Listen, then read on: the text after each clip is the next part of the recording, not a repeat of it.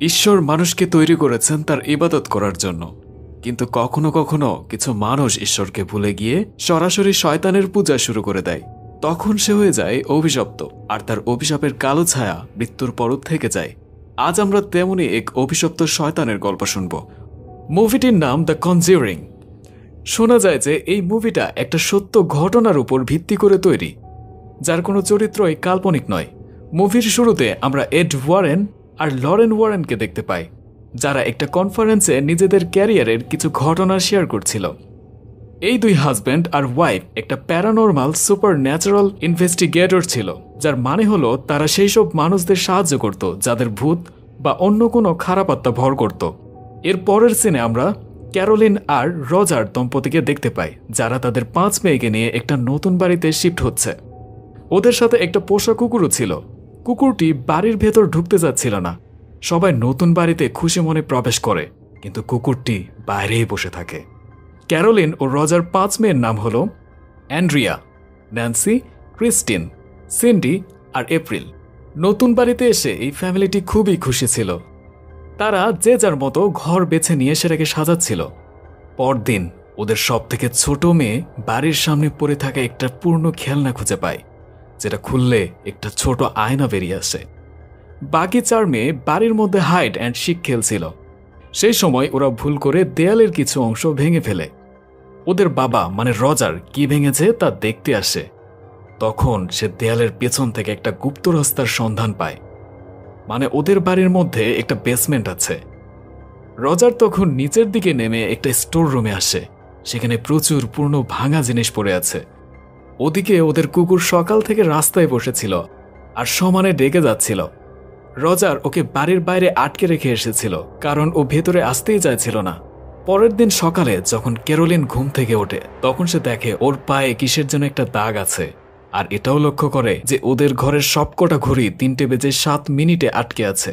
ব্যাপারটা খুব অদ্ভুত লাগছিল। আর এর সাথে আমরা ওদের মেয়ে এপ্রিলকে দেখি, যে তাদের একমাত্র পোষা কুকুরকে বাইরে মৃত অবস্থায় দেখতে পায়।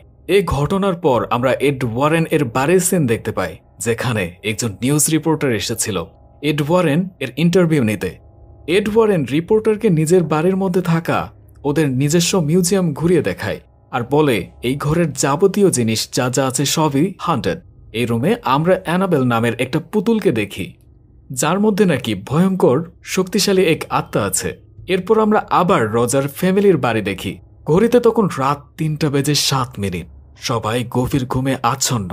হঠাৎ ক্রিস্টিনের পা ধরে কেউ টান মারে।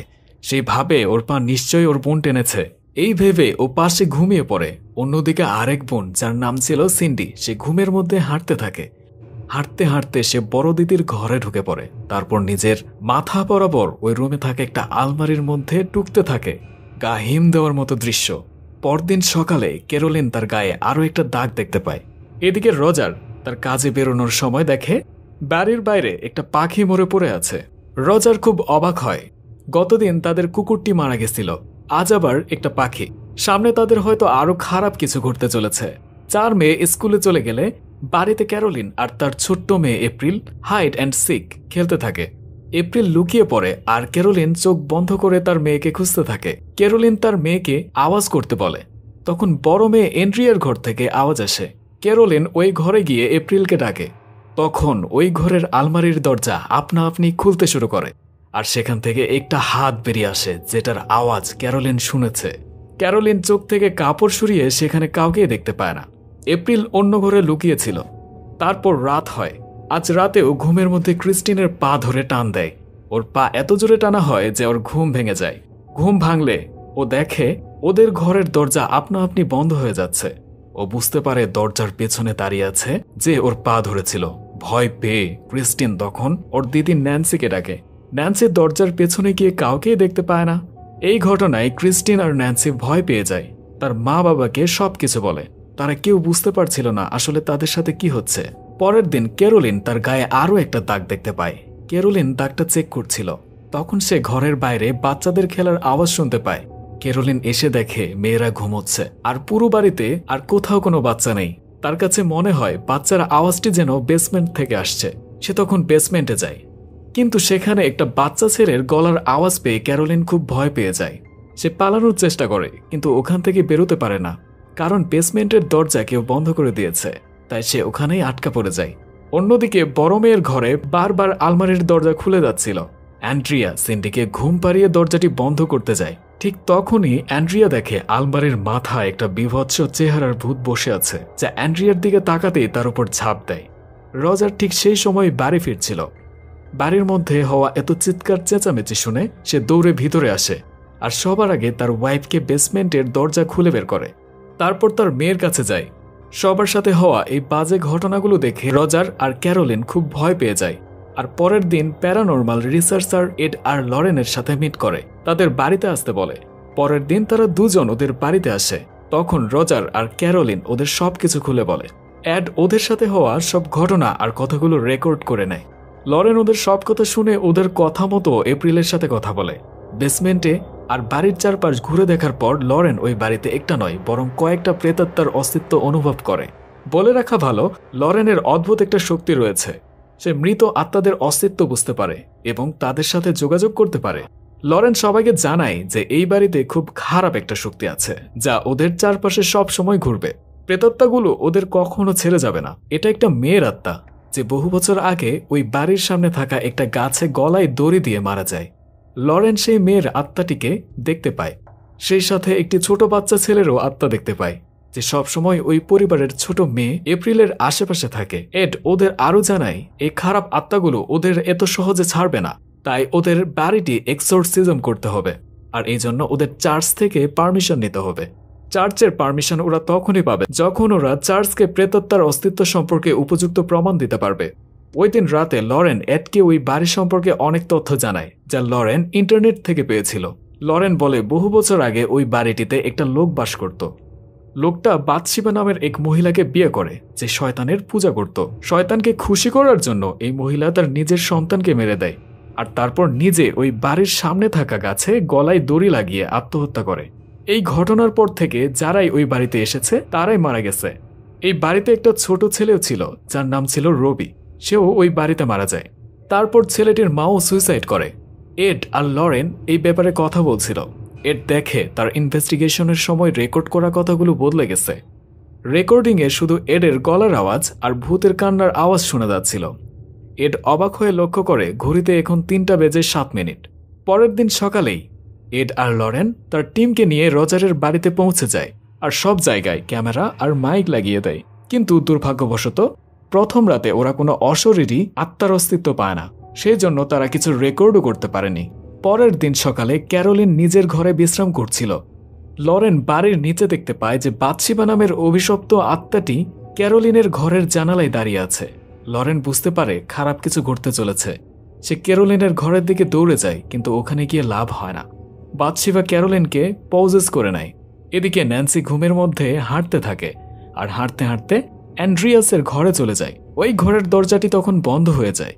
এড, লরেন আর বাড়ির সবাই ন্যান্সিকে বাঁচাতে ছুটে যায়। ঘরে ঢুকে ওরা ন্যান্সিকে প্রথমে খুঁজে পায় না, পরে বুঝতে পারে ন্যান্সি ওই ঘরের আলমারির পেছনে থাকা একটা গুপ্ত কক্ষে ঢুকে পড়েছে। ন্যান্সিকে তখনই আলমারির ভেতর থেকে বের করে আনা হয়। লরেন ওই জায়গাটা ভালো করে দেখার জন্য ভিতরে ঢুকে। ওই জায়গায় কিছু খেলনা পড়েছিল, যেগুলো দেখে লরেন বুঝতে পারে এই খেলনাগুলো সেই ছোট ছেলে রবিরই হবে, যার মৃত্যু এই বাড়িতে হয়েছিল। লরেন ওখান থেকে ফিরে আসতে যাচ্ছিল, তখনই জায়গাটা ভেঙে যায় আর লরেন সোজা বেসমেন্টে গিয়ে পড়ে। বেসমেন্টে পড়ার পর লরেন সেখানে রবির মায়ের অতৃপ্ত আত্মাকে দেখতে পায়। আত্মাটি লরেনকে কেঁদে কেঁদে বলে যে অভিশপ্ত বাতশিবা তাকে আর তার ছেলেকে মারতে বাধ্য করেছিল। এটি শোনার পর লরেন দৌড় দেয়। সে বাইরে আসার আগেই বাতশিবা তার সামনে চলে আসে আর তাকে মারতে চেষ্টা করে। লরেন এইসব ঘটনা দেখে ভয় পেয়ে যায় আর বাইরে এসে সবাইকে বলে বাতশিবা শুধু মায়েদেরকে টার্গেট করে যেন মা তার বাচ্চাদের মারতে পারে, যেমন করে বাতশিবা তার বাচ্চাকে মেরেছিল। লরেন আরও বলে ক্যারোলিনকেও বাতশিবা পজেস করে নিয়েছে। এই কথাটা বলার সাথে সাথেই ন্যান্সিকে কেউ খুব বাজেভাবে মারতে থাকে। সবাই ছুটে যায় ন্যান্সিকে বাঁচানোর জন্য। তারা সবাই ন্যান্সিকে বাঁচাতে সক্ষম হয়। এত খারাপ ঘটনার পর তারা সবাই সিদ্ধান্ত নেয় তারা কেউ ওখানে আর থাকবে না। তারা বাড়িটি ছেড়ে দেয় আর অন্য একটি ভাড়া বাড়িতে গিয়ে ওঠে। যাওয়ার আগে এড রজারকে জানায় যে যত তাড়াতাড়ি সম্ভব সে চার্চের থেকে পারমিশন নিয়ে আসবে, যেন তাড়াতাড়ি এক্সোরসিজম শুরু করা যায়। এড যখন পারমিশন নিতে যায় তখন ওরা জানতে পারে যে ক্যারোলিন নাকি কাউকে কিছু না বলে ক্রিস্টিন আর ন্যান্সিকে নিয়ে ওদের সেই আগের বাড়িতে চলে গেছে।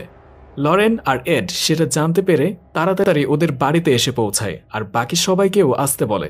এই তাড়াহুড়োর মধ্যে ওরা চার্চের কোনো প্রিস্টকে আনার সুযোগ পায়নি, কিন্তু এই দিকে ক্যারোলিনকেও জলদি বাঁচানো দরকার। তাই এড নিজেই ক্যারোলিনের এক্সোরসিজম শুরু করে দেয়। এক্সোরসিজম শুরু করলে ক্যারোলিনকে সেই ভূত টর্চার করতে থাকে। ক্যারোলিনের মধ্যে থাকা অভিশপ্ত বাদশিবা খুব চেষ্টা করে ওখানে থাকা সবাইকে হত্যা করতে, যাতে এই এক্সোরসিজমটা না হয়। ক্যারোলিন সবাইকে বাজেভাবে আঘাত করে ওখান থেকে বেরিয়ে যায় আর নিজের মেয়ে এপ্রিলের কাছে যায়। সে এপ্রিলকে মারতেই যাচ্ছিল, তখন পেছন থেকে এড তার এক্সোরসিজম শেষ করে এপ্রিলকে বাঁচিয়ে নেয় আর সেই সাথে বাদশিবাকে এখান থেকে চলে যাওয়ার আদেশ দেয়। বাদশিবা অত সহজে ক্যারোলিনের শরীর থেকে বের হতে চাইছিল না, কিন্তু লরেন বারবার ক্যারোলিনকে নিজের মনের জোর বাড়াতে বলে আর ওকে ওর ফ্যামিলির কথা মনে করতে বলে, যাতে ক্যারোলিন এই ভূতের কবল থেকে বেরিয়ে নিজের ফ্যামিলির কাছে ফিরে আসতে পারে। অবশেষে সেটাই হয়, বাদশিবা এই ফ্যামিলিকে ছাড়তে বাধ্য হয়। ক্যারোলিন সুস্থ হয়ে যায় আর সেই সাথে ওদের বাচ্চারাও বিপদমুক্ত হয়। আর মুভিটা এখানেই শেষ হয়ে যায়। মুভিটার দ্বিতীয় পার্ট দেখতে চাইলে কমেন্ট করে আপনাদের মতামত জানান আর প্লিজ আমাদের চ্যানেলটি সাবস্ক্রাইব করে ফেলুন।